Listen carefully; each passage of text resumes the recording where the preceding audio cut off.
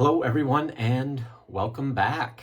About a month ago, I recorded a video on Darefore, basically that went through the device itself, how I use it, and the use case for that. If you haven't seen that, it's probably best to start there before watching this one, and that should show up here on the screen, so you can click on that and start there. That kind of is gonna be a lead into this video. So as I mentioned in that video, I am going to use this one to talk through the Darefore Hub itself, the platform that you can analyze all the data that you get from the Darefore device.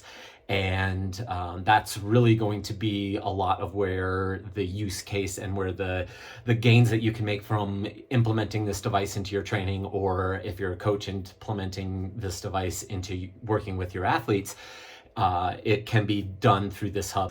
Okay, so let's get rolling here.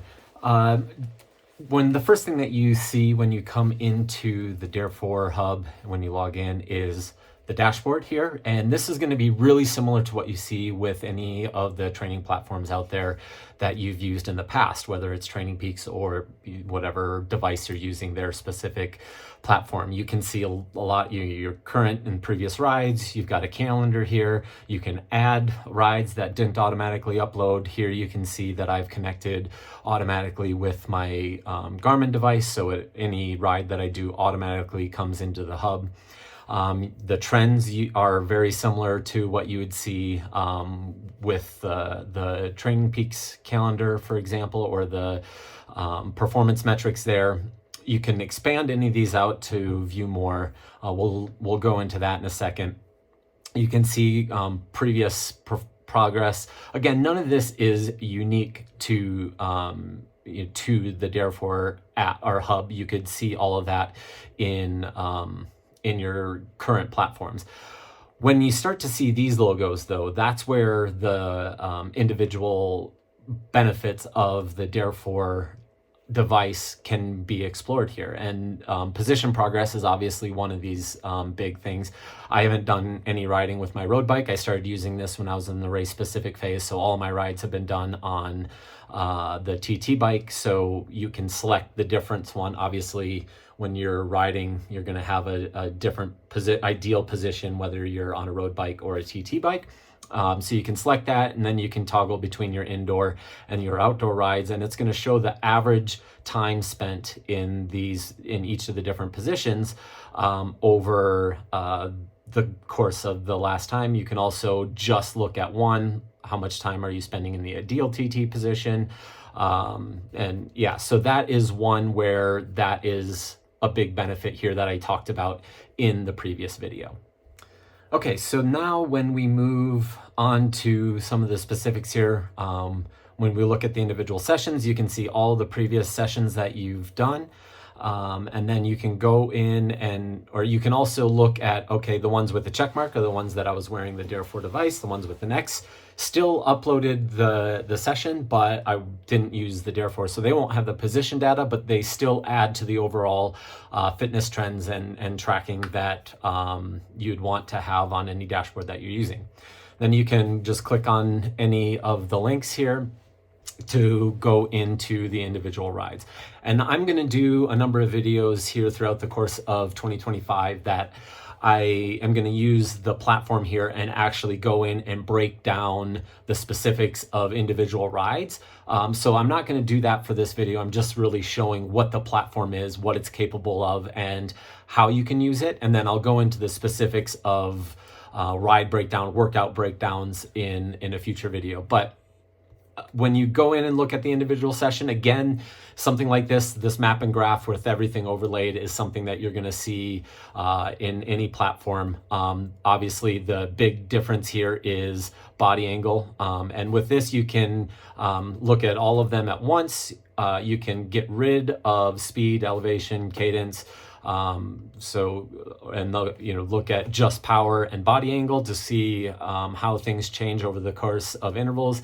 You can zoom in to specific portions of this. You can see that when I was doing this, I was focusing on being arrow for the intervals, but not so much for the entire ride. I wasn't focused on that. It was just during the intervals. And then I can do a lot of additional analytics where I can look at, speed, elevation, and body angle, take power out of it and see how that affects.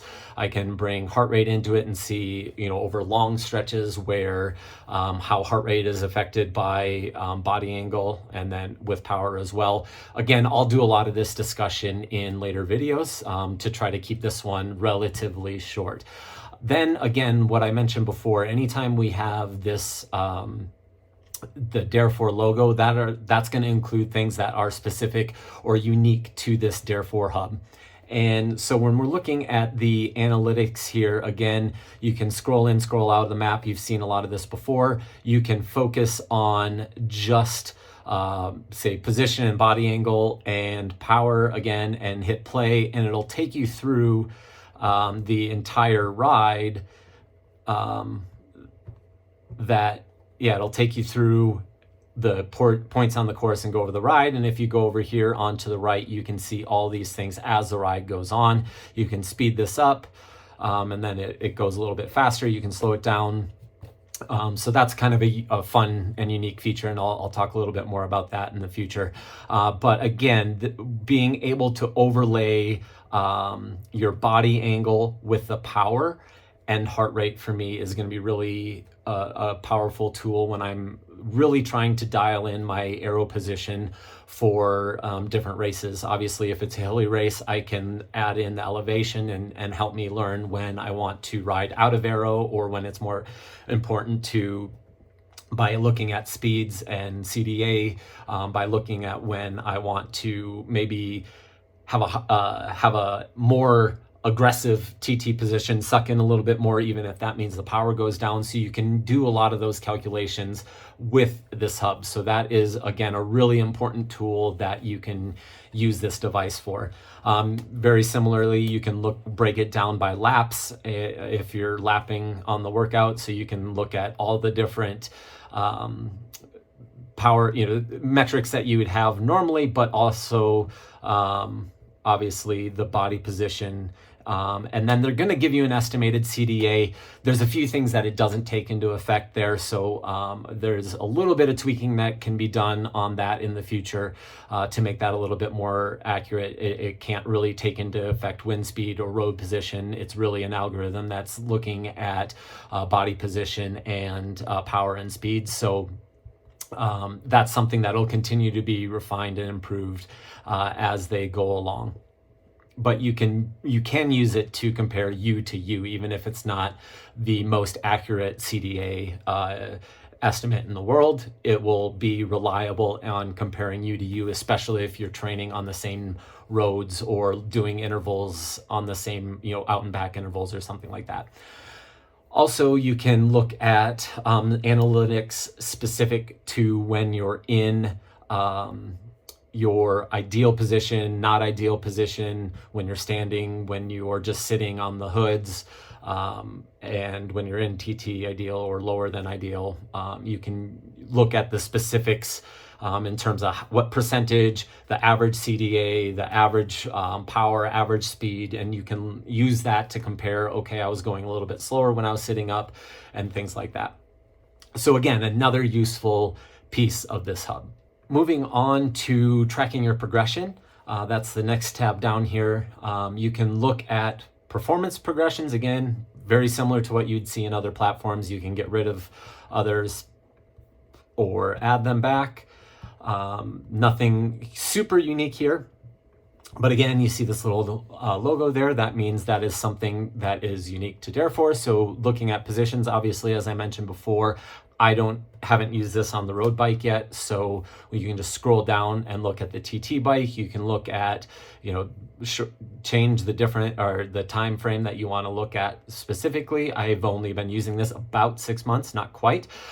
So that's the one that makes the most sense here. And then you can look at both, comparing it indoor only and outdoor as well. Again, it's going to talk you through or show you the percentage of your time that you're spending in each zone. I haven't really used it in the last few weeks, and so that's why these numbers go down. But Again, you can take out the percentage of the time that you're using on either of these, lower than TT, or what might be more valuable is to just focus on the TT. So when you're in TT ideal, not ideal, or lower than TT, that's when you're really going to be scrunched down. So looking at those three things combined. One thing that I have suggested, and that is an improvement coming on in the future, is to look at or being able to filter this by power as well. For me specifically, I don't do much of my warm up or cool down in the time trial or recovery between intervals. I really focus on being in the bars when I'm doing an interval itself, but I don't spend a whole lot of time on most of my quality sessions anyway. I don't spend a whole lot of time in the bars on the warm up or cool down. And so that's going to skew a lot of the information here. And so being able to filter this by different power zones is going to be a really helpful added benefit here, where we can track the amount of time we're spending in position over time. And again, as a coach, this is going to be really helpful for me. I often have athletes that say, yeah, I really struggled to hold arrow on this. Well, if I'm using this hub with them and I can see how much time they're actually spending in arrow, we're like, okay, well, you haven't been spending enough time in arrow and training. And so it's going to be another way for me to hold them accountable, where I couldn't see what they were doing before on this, in this situation, or how much time they're spending in the bars. Now it's going to help me really identify, maybe that is something that we need to work on, or even look at specific workouts where we're building in time in the poles or time on the hoods. And yeah, again, another very useful feature here. Moving on to trends, again, I talked a little bit about this when I was on the dashboard page, but here you can see a lot of the things that you would on any other platform. But the final two things, the speed efficiency, that is a algorithm that is unique to Darefore. It looks at optimal power needed for the actual speed that you're producing over your actual average pace. Or average power, sorry.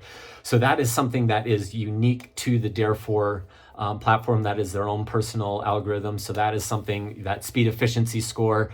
Obviously, as I mentioned on the last tab, I spend most of the time sitting on the hoods in warm up and cool down. So my speed efficiency is going to be a little bit lower than if I spent the entire session, every session in the bars. And so that, again, is something that I would love to see able to filter out for power zones. I think that would be very helpful and give a little bit more accurate result there for a lot of the sessions. But if you have a session where you spend the entire time in the poles, that's gonna, or being able to look at that for specific intervals is gonna be, again, something that's very useful for the speed efficiency. And then again, this just tracks the amount of time that you spend in the actual ideal position. You can see personal records here. Again, not a lot of huge insights here, but you can see how much time you're spent per session in the ideal position, how much time you're in, comfortable, and how much time you're standing, which 15% of a session in standing. I'm not sure what I was doing on the 13th of November, but yeah, that one, I'll have to go back and look at that, so you can track that as well. That is really all I have for this. I went through this really quickly just to explain the benefits or some of the unique features that the Darefore Hub can provide. There'll be a lot more videos here in the future where I go down and break out specific individual rides, and hopefully that'll help you really learn how to use the dashboard and these unique features that are available to you using the Darefore device. So make sure you tune in to those that are coming in early 2025. We'll see you next time.